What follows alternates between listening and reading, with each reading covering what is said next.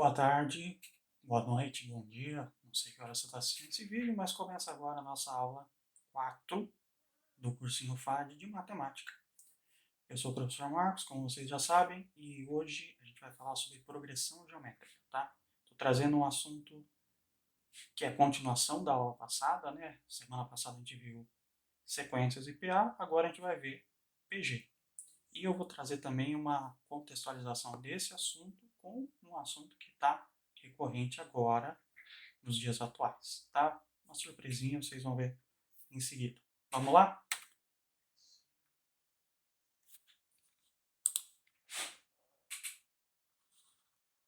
Ai, ai, minha apresentação dos slides não está querendo funcionar hoje. Vamos lá. Funciona. Bom, na aula anterior a gente viu sequências, o conceito de sequência, o que é uma sequência, para que ela serve, e a sua lei de formação, ou termo geral, né? E vimos, sim, a progressão aritmética, PA, né, como a gente chama. O conceito dela, qual é o termo geral, qual a soma dos termos de uma PA finita, e a gente passou alguns exercícios do Enem, tá?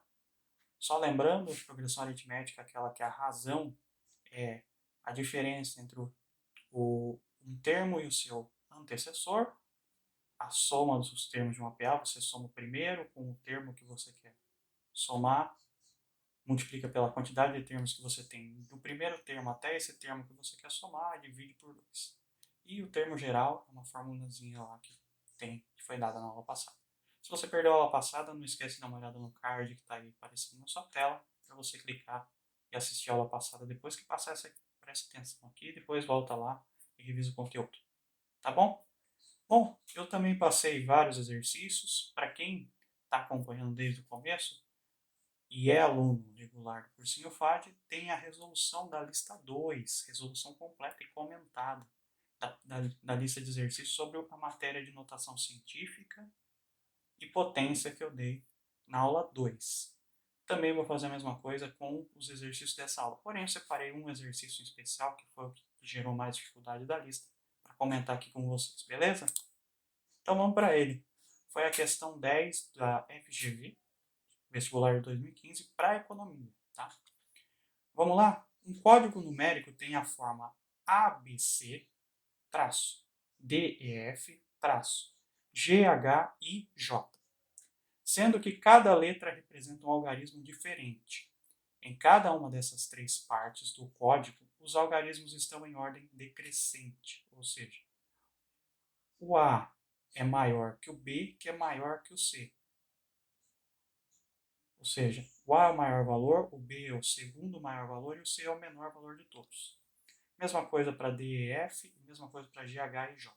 Sabe-se ainda que D, E e F são números pares consecutivos e que G, H, I e J são números ímpares consecutivos. Se A mais B mais C é igual a 17, então C é igual a resposta do gabarito é a letra I, 0. Bom, por que é 0? Vamos para a resolução? Vamos entender a resolução desse exercício. Considerando que cada letra representa um algarismo diferente, que D, E e F são algarismos pares consecutivos e G, H, I e J são ímpares consecutivos, com D, E, F nessa sequência aqui sendo D maior que E o F é menor que E G é maior que H, H é maior que I e I é maior que J. A tabela seguinte mostra todas as possibilidades. Então, eu fiz uma tabelinha aqui para resolver essa questão. É uma questão mais criteriosa. O vestibular da FGV puxa muito para essas questões mais de lógica, nem tanto de cálculo, mas sim para questão lógica. Então, o que eu tenho? Se o D for 8, o E for 6 e o F for 4, perceba, 8 é maior que 6, 6 é maior que 4. Números pares, tá? O G, H, o I e o J são números ímpares. Então, se a gente está usando 8, 6 e 4, que são números pares, e a gente tem que usar 4 números ímpares, vamos pegar do maior para o menor ímpar também. Então, 9, 7, 5, 3, 7, 5, 3 e 1. Quem que sobra para A, B e C? São os números que a gente não elencou, né? Aqui no caso, 2, 1 e 0 para a primeira, Na última não usamos o 9, então podemos usar o 9, o 2 e o 0. Se eu somar o A, o B e o C, nesse primeiro caso dá 3 e no segundo caso dá 11. Não chegamos na nossa resposta, a gente quer saber qual que é o último número para que o C, ou a soma de A, B, C seja 17. Usando 4, 2 e 0, a coisa começa um pouquinho a melhorar. Com 4, 2 e 0, eu tenho a sequência dos ímpares aqui, a primeira, maior, esse é maior que esse é maior que esse. 9, 7, 5, 3. Beleza? E aqui, 8, 1 e 0. 8 mais 1 é 9. Mais 0, 9, não dá ainda. Não chegamos em 17. Seguindo a mesma lógica, 4, 2, 0, D, E, F, 7, 5, 3 e 1, sobramos 9, 8 e 0. Olha só, 9 mais 8, 17. A gente quer que chegue em 17. Então, chegamos. Então, o último número, o C, é 0. Então, C é 0. Então, a única possibilidade da soma A, B e C ser 17 é se C for 0. Então, alternativa E. Não entendeu? Se tiver oportunidade, pausa o vídeo, volta, revisa e você vai entender melhor. Essa questão é um pouquinho mais chatinha. Está relacionado com o tema? Está sim relacionado com o tema, mas é uma questão mais de lógica do que de cálculo.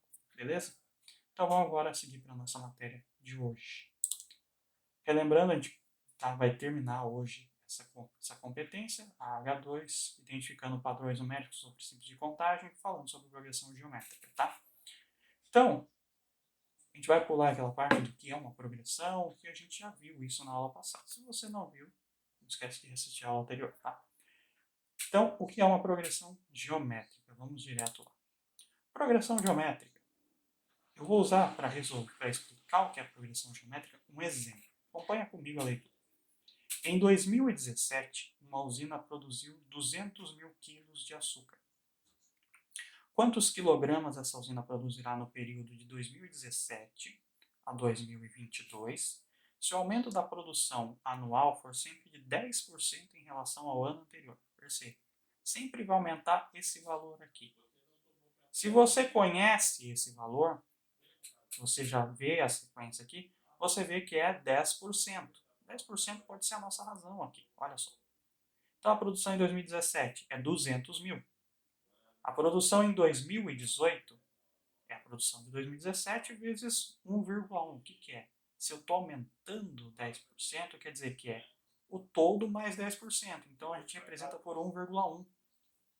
Então, esse vezes 1,1 dá 220.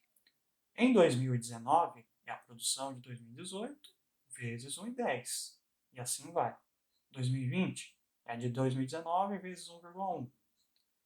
Perceba que sempre vai ter um valor aqui, né? A razão desse aqui por esse aqui vai ser sempre a mesma. E se você dividir esse por esse, eu chego nesse valor aqui. Se você dividir esse por esse, eu chego nesse valor também. Então, nessas condições, a produção anual nesse período será representada por essa sequência aqui. 200 mil, 220 mil, 242 mil, 266.200, 292.820, 322.102. Note que nessa sequência, cada termo parte do segundo é obtido multiplicando o termo anterior por um número fixo, no caso 1 e 10. Ou seja, a produção anual teve uma taxa de crescimento relativo constante, de 10% em relação ao ano anterior. Então, você percebeu que a razão aqui é algo que a gente pode multiplicar, e para a gente descobrir ela, a gente faz o processo inverso, a gente divide. Assim como na progressão aritmética, a razão, ela somava, se você somasse um termo e somasse a sua razão, você obtinha o próximo. E para você descobrir a razão, você fazia a subtração. Aqui é o contrário. Aqui você multiplica para crescer e divide para encontrar a razão. Olha só. Então, progressão geométrica. Progressão geométrica é a sequência em que cada termo, a partir do segundo, é igual ao produto do termo anterior por uma constante real. Essa constante é chamada razão da PG e é indicada por Q. Por que é a letra Q?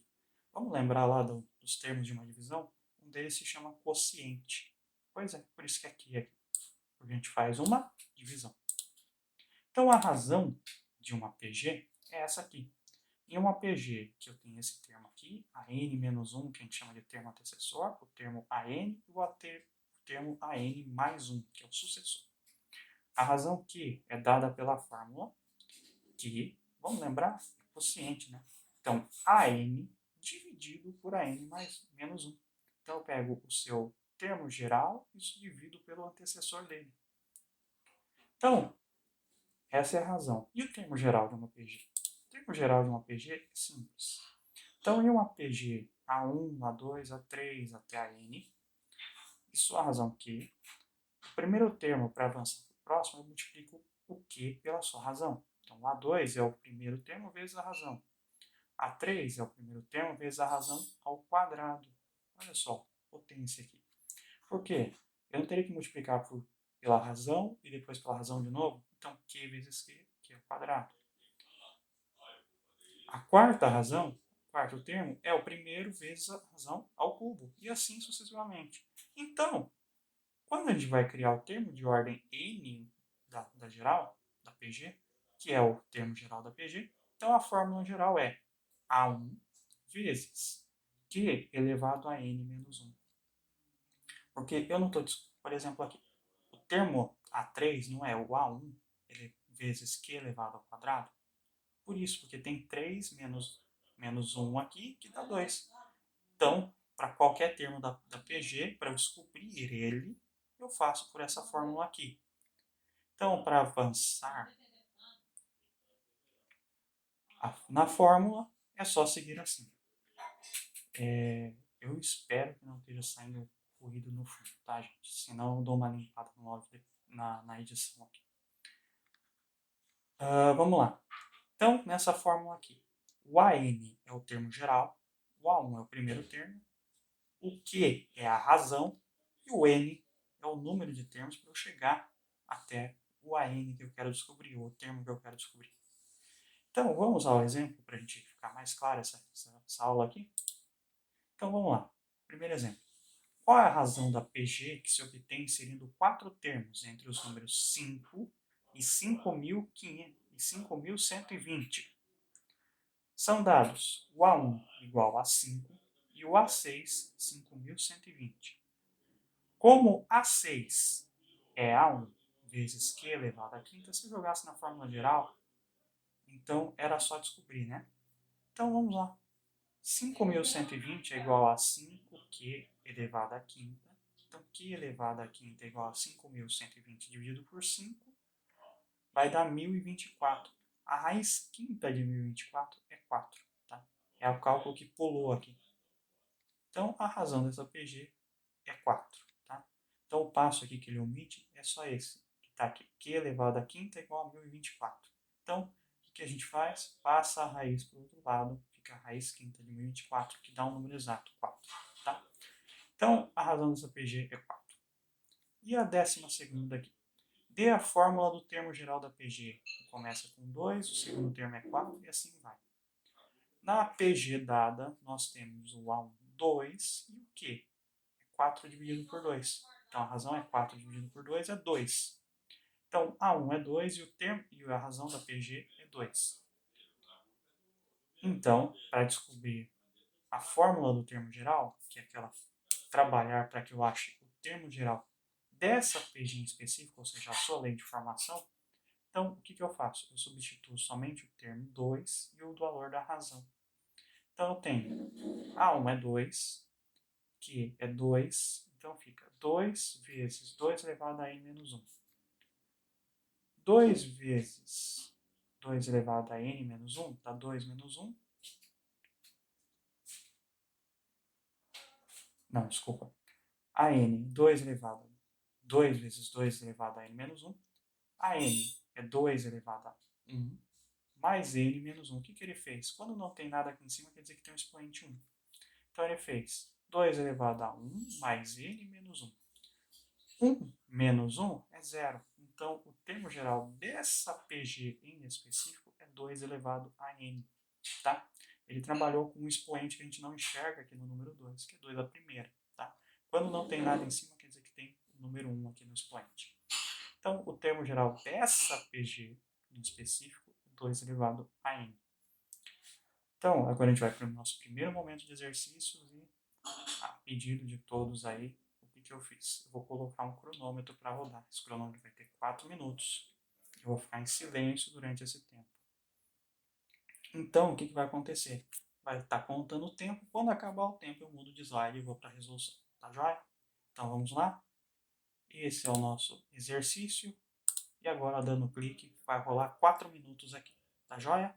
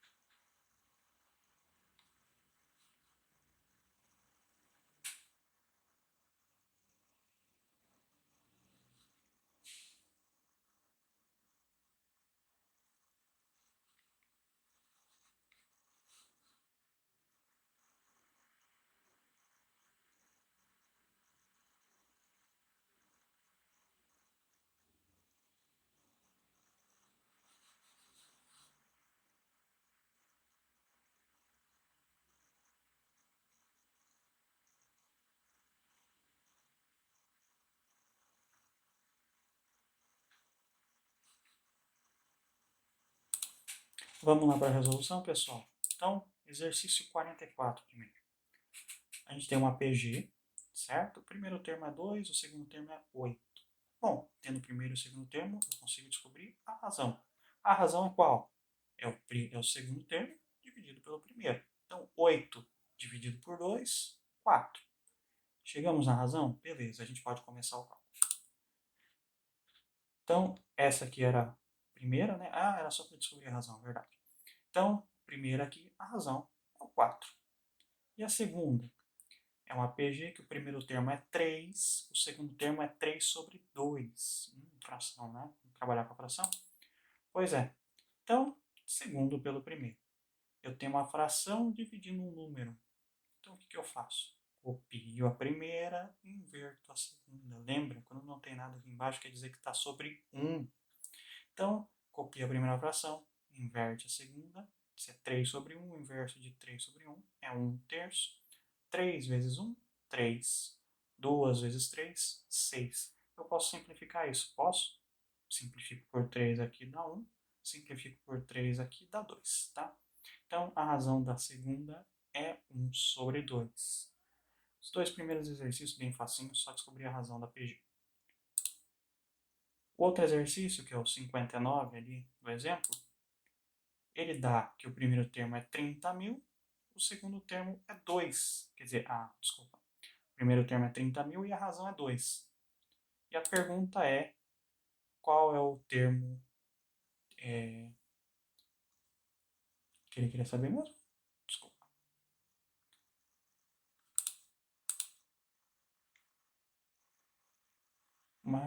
Tá. Último trimestre de 2015. Tá? A gente tem 4 trimestres no ano, então ele quer saber qual que era a produção do quarto trimestre. Então, é o termo 4 da PG. Então, eu tenho o primeiro termo, eu tenho a razão, eu posso descobrir o quarto termo tranquilo.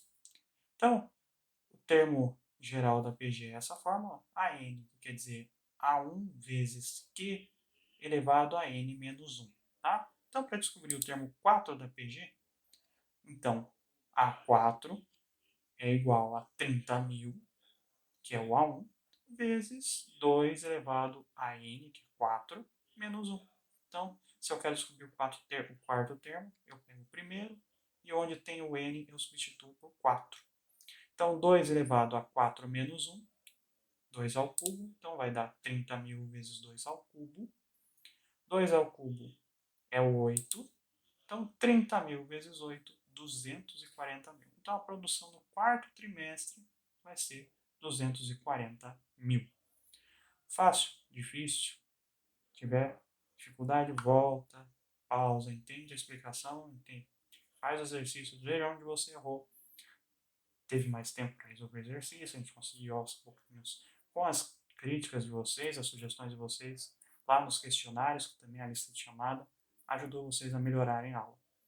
Melhorou o áudio, melhorou o tempo para resolver os exercícios, tudo para deixar tudo tranquilo para vocês, beleza? Então vamos agora para a segunda etapa da PG. Bom, se vocês já viram o termo geral, vale saber como que é a soma dos termos de uma PG, não é? Então vamos lá. Então, a soma dos termos, esqueci de corrigir aqui, gente. É PG, não é PA. Só uma coisa, meu celular deve ter vibrado agora, porque eu estou captando o áudio pelo celular e fazendo a gravação de tela do computador. Uma diferença aqui que eu vi que ficou melhor. Então, o soma dos termos de uma PG finita, não é PA, gente, é PG aqui, tá? É SN igual a A1, que é o primeiro termo da PG, vezes Q elevado a N menos 1. Q elevado a N menos 1 dividido por Q menos 1. E lembre-se, se eu estou dividindo por Q, esse Q tem que ser diferente de 1. Por quê? Porque senão fica 1 menos 1 é igual a 0. Lembra daquela regrinha famosa que a gente comentou lá na primeira aula ainda presencial? Nunca dividirás por 0. Pois é, foi isso que aconteceu. Se eu colocar 1 aqui, vai dar divisão por 0. Divisão por 0 não existe. Então, o Q tem que ser diferente de 1. Então, não existe, você nunca vai achar uma PA em que a razão seja uma PG, que a razão seja 1. Tá? Então, se você achar uma PG de razão 1, quer dizer que é uma PG constante. Todos os termos vão ser 1. Então, você pode também chamar ela de uma PA, também, de razão 1, que dá na mesma. Ok? Então, como não tem muito o que explicar aqui da fórmula, vamos para um exemplo. Exercício resolvido aqui que eu coloquei. Um indivíduo pediu a um amigo um empréstimo e combinou de pagá-lo em 8 prestações, sendo a primeira de R$ 60 iguais, a segunda de 90, a terceira de 135, e assim por diante, mantendo o mesmo padrão. Se manteve um padrão, quer dizer que eu tenho uma progressão. Resta saber se ela é geométrica ou aritmética. Só que perceba, eu consigo descobrir qual que é a razão. Porque sempre vai ter uma multiplicação aqui. Não é PA porque 90 menos 60 é 30. 135 menos 90 não é 30, então não é uma PA, então é uma PG. Você já nota por aqui se é um PA ou uma PG, a sua fórmula, tá? Você faz a razão do primeiro. Se ela der diferente da razão do segundo menos do terceiro menos o segundo, já não é PA. Então pode ser uma PG. Então, se é uma PG, no caso aqui é uma PG porque a gente está trabalhando com PG somente. Então, qual o valor total a ser pago? São 8 prestações, tá? Então, eu quero descobrir o valor total. Eu não preciso descobrir quem é o oitavo termo. Eu só preciso ter o primeiro termo e a razão. Qual que é a razão? A razão é 90 dividido por 60. 90 dividido por 60 dá 1,5. Então, a razão dessa PG é 1,5. Então, o valor total corresponde à soma dos 8 primeiros termos dessa PG. Então, o S8 é o A1, que é 60, vezes Q elevado à oitava é 1,5 elevado à oitava menos 1. 1,5 elevado à oitava vai dar um valor, que ele não coloca aqui. O exercício resolvido que eu tirei desse livro aqui, tá aqui. 1,5 à oitava é 25,63. Menos 1 dá 24,63. Vezes 60 vai dar um valor, divide por meio. Gente, uma dica.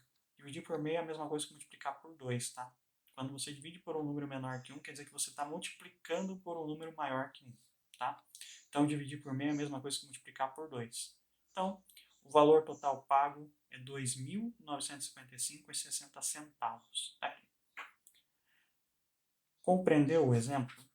Verifica, olha. Isso aqui é pura aplicação da fórmula. Achei a razão, jogo aqui, substituo e acho o resultado, tá?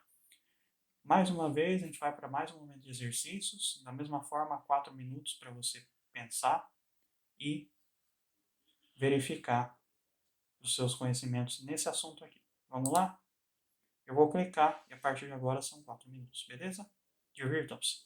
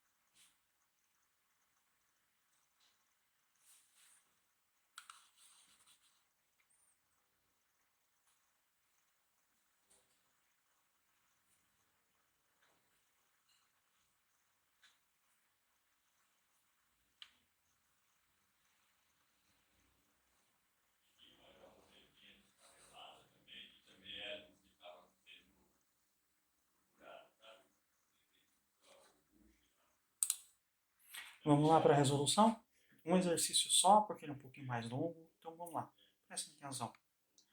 Exercício 64, ele dava um APG 50, 60 mil, 72 mil. Ele dá esse valor aqui, 1,2 elevado à quinta é igual a 2,5, tá? E vamos lá, ele pedia a soma dos termos de um APG.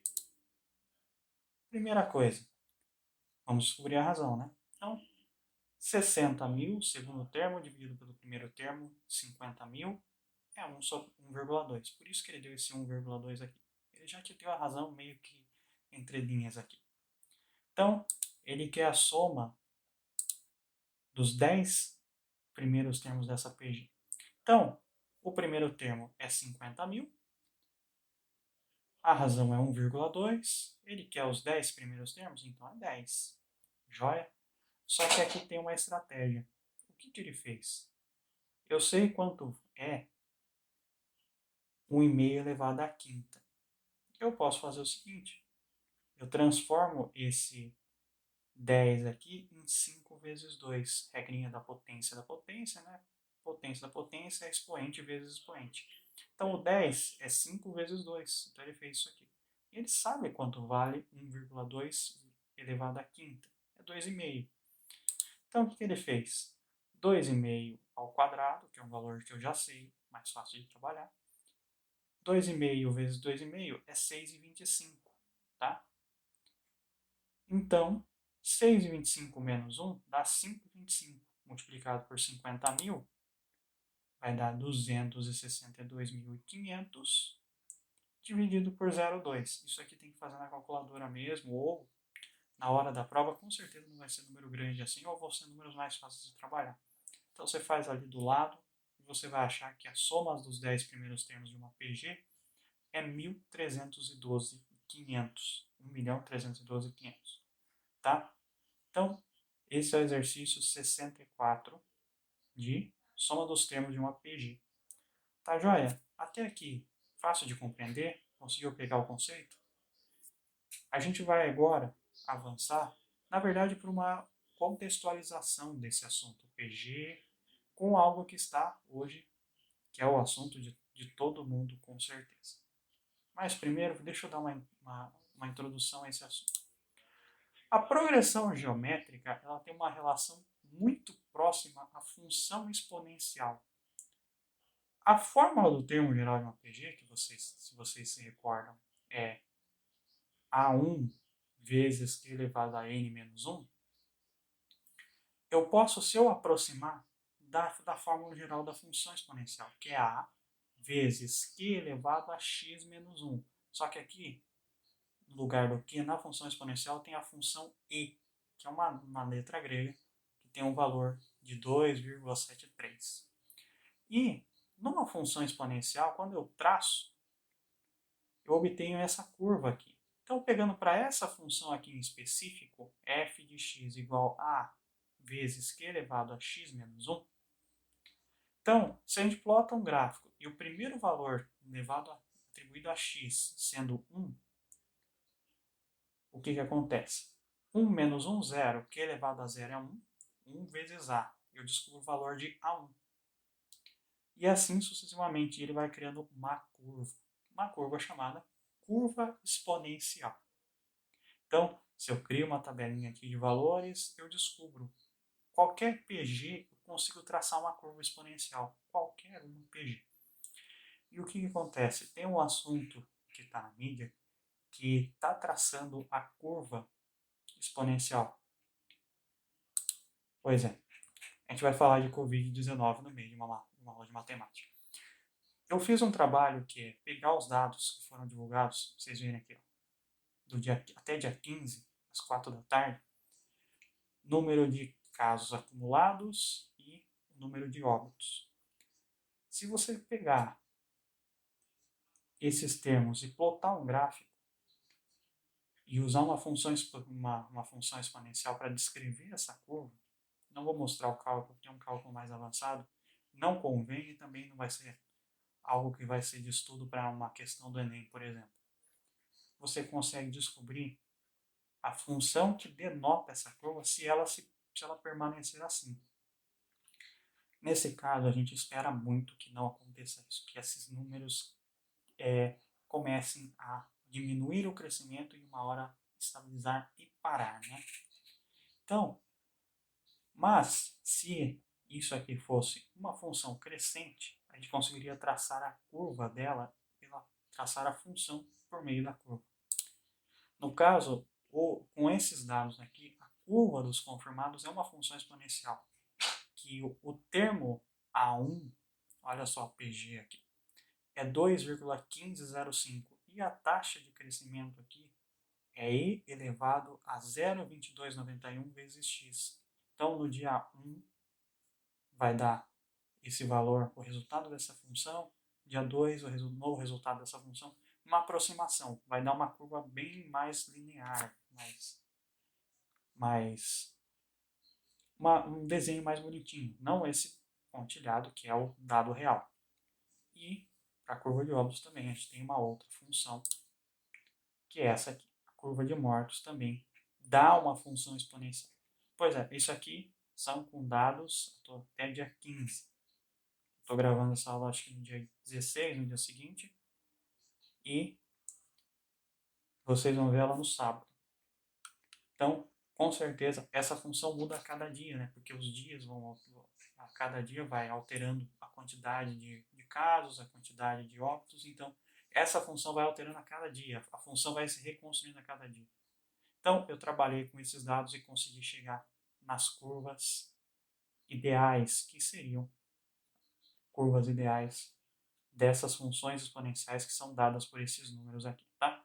Essa é só uma curiosidade de como a matemática pode ser importante para prever, por exemplo, ações de contenção, de prevenção, de redução de danos.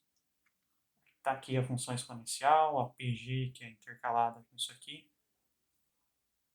Então, função exponencial do crescimento de uma pandemia. É chato ter que abrir sobre esses termos, mas é uma curiosidade que eu garanto que isso aqui está sendo usado também para tratar o nosso problema atual, que é esse carinha aqui, tá? Então, e a cada dia está sendo atualizado nesse site aqui, lá no PDF, se vocês clicarem, vocês vão abrir o site, a cada dia está sendo atualizado isso aqui, vocês assistem na TV e vocês veem que os dados que eles estão falando são divulgados na internet também, tá? E é um dado aberto, você pode ir lá trabalhar com ele, baixar uma planilha de Excel e formatar esses números. Foi assim que eu fiz para conseguir chegar nesses cálculos aí. Usa cálculo de Excel, tá? Então, aqui a gente terminou a parte teórica da aula. Vamos para a prática mesmo, para os exercícios de como cai uma PG no Enem. Eu trouxe um exercício mais complexo, porém um só, para vocês compreenderem como é uma PG no Enem, como que ela é trabalhada. Observa lá. Enem 2008, tá? Um pouquinho mais antiga essa questão. Ó, uma dica. É difícil achar questões de PG no Enem, tá? Foque em mais EPA, que é uma que tem mais, vocês viram pela lista. Só dos últimos anos eu consegui tirar 5 questões de EPA que caíram no Enem. PG é um pouquinho mais difícil de achar, mas eu vou elaborar uma lista também de PG para vocês trabalharem aí durante a semana que não tem aula. Tá? Então, olha lá, acompanha comigo o texto. Fractal, do latim fractus, fração, quebrado, objeto que pode ser dividido em partes que possuem semelhança com o objeto inicial. A geometria fractal, criada no século XX, estuda as propriedades e o comportamento dos fractais, objetos geométricos formados por repetições de padrões similares. O triângulo de Sierpinski, espero que eu tenha falado certo o nome, uma das formas elementares da geometria fractal, pode ser obtido por meio dos seguintes passos. Você pode desenhar esse carinha aqui. E ele começa a explicação. Comece com o triângulo equilátero, figura 1. Então, o triângulo equilátero, só para quem não tem esse conceito claro, é o triângulo que todos os lados são iguais. Tá? Construa um triângulo em que cada lado tenha a metade do tamanho do lado do triângulo anterior e faça 3 copas. Então, eu desenho isso aqui reduzido por 3. Desculpa, por 2 cada um e monto. Vai formar um buraquinho aqui. Posicione essas cópias de maneira que cada triângulo tenha um vértice. Vértice é o encontro de duas linhas numa figura geométrica plana. Comum com um dos vértices de cada um dos outros dois triângulos, conforme ilustra a figura 2. Está vendo? Eu monto esses triângulos de forma que eu bate uma pontinha com uma pontinha com uma pontinha. Sobre um buraco aqui.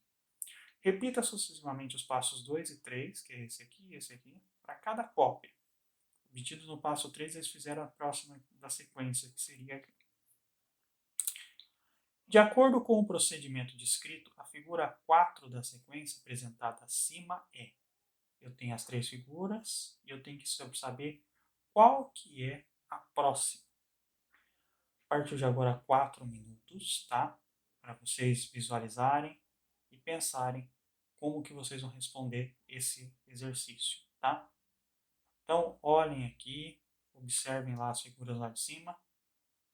Deixa eu fazer uma coisinha, eu não tinha pensado nisso, ao vivo aqui para vocês. Pegar essa figura aqui e jogar lá, para vocês terem as duas aqui para trabalhar. Tá aqui. Tá? E eu vou colocar aqui para vocês. Vocês têm que pensar nessas três figuras, olhar para a terceira e descobrir qual seria o formato da quarta figura, tá bom? Então, a partir de agora, 4 minutos aqui para vocês darem uma olhada nessa questão e trabalhar. Bora lá.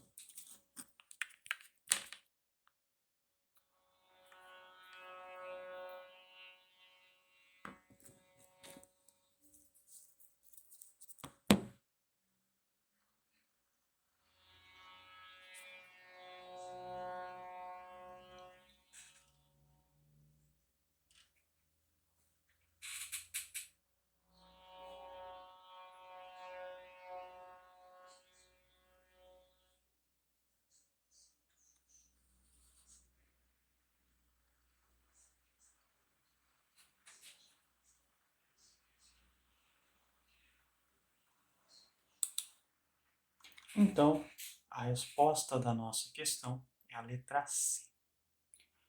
Errou, acertou, conseguiu chegar no raciocínio. Essa é uma questão mais elaborada do Enem. Por isso que teve esse processo todo, tem um texto de apoio, tem umas figuras aqui. Vamos olhar como que a gente resolve essa questão? Resolução. Então, a gente tem a PG. O que eu fiz? Eu fiz a PG das figuras pretas. Perceba que lá em cima eu tenho uma figura preta, depois 3. Depois aqui eu tenho 9 figuras pretas. Então a PG preta minha é 1, 3, 9. E a gente teria que descobrir o quarto termo. Então, eu quero saber o quarto termo dessa PG, que é essa figura aqui da resposta. Então, o primeiro termo é 3. Qual que é a minha razão? É o segundo termo. O segundo termo é 3. O primeiro é 1. Então aqui teria que ser a 2, né, gente? No slide eu corrijo isso, quando eu mandar para vocês. 3 sobre 1, 3. Achamos a razão. Achamos a razão? Joia. A gente pode calcular o nosso termo geral, o nosso quarto termo da PG. Então vamos lá? Então, o A1 é 1, tá? Aqui está errado, eu corrijo aqui depois. Daí, 3 elevado, o n que eu quero descobrir é o quarto termo, então é 4, 4 menos 1, 3 ao cubo. Então, 1 vezes 3 ao cubo. 3 ao cubo é 3 vezes 3, que dá 9, e 9 vezes 3, que dá 27. 1 vezes 27 é o próprio 27. Então, o meu termo, então a minha quarta figura teria 27 figuras pretas, partes pretas na minha figura. E, para você verificar aqui, ó, perceba que eu tenho grupos de 3 aqui. Um grupo de 3, dois grupos de 3, estou falando de figuras pretas, tá? Um grupo de 3, dois grupos de 3, três grupos de 3, 4, 5, 6, 7, 8, 9. 9 grupos de 3 figuras. Então, 9 vezes 3, 27. Está aqui a figura resultante e o termo da conta da PG que se formou, representando aqui o resultado. Então, 27 que eu achei aqui pela contagem da PG de figuras pretas. Daria para fazer pela figura branca? Não. Por quê? Porque o primeiro termo da minha PG seria 0. E nunca dividirás por 0, então não daria para fazer pela figura branca. Então, a estratégia é resolver pela figura preta, que eu tenho ela desde o início. E ela se comporta como uma PG. Tá joia? Então, esse é o nosso raciocínio. Conseguiu captar a informação? Se não, volta, pausa, enxerga onde você não conseguiu chegar nesse exercício, qual que é o raciocínio que faltava para você. Depois volta, assiste a resolução de novo e compreende o conceito. Beleza? Bom, pela aula de hoje é só, tá? Tem duas coisas, né? Dois recadinhos. Vai ter lista de chamada, tá? Sendo elaborado pelo pessoal do cursinho. E vai ter a minha lista. Minha lista demora 2 semanas para ser. Você tem 2 semanas para resolver. E a lista do cursinho, eles postam no sábado e vai até às 6 horas do domingo, se eu não me engano. Então vocês têm a chamada do cursinho primeiro, que são 2 dias apenas para responder. Começa no sábado de manhã, vai até no domingo às 6 da tarde. Que essa vocês têm que resolver, são obrigatórios, tá? Tem as questões de cada aula que vocês tiveram no longo do dia de hoje. E tem a minha lista que é para depois, que é para estudar com mais calma. Vocês têm 2 semanas para resolver. Lembrando aquele esqueminha, respondeu, eu anoto, jogo o feedback lá na sala de aula. E qualquer coisa vocês têm o contato para conversar comigo, tá? Muito obrigado. Fiquem em casa, tá bom? Até a próxima. Tchau.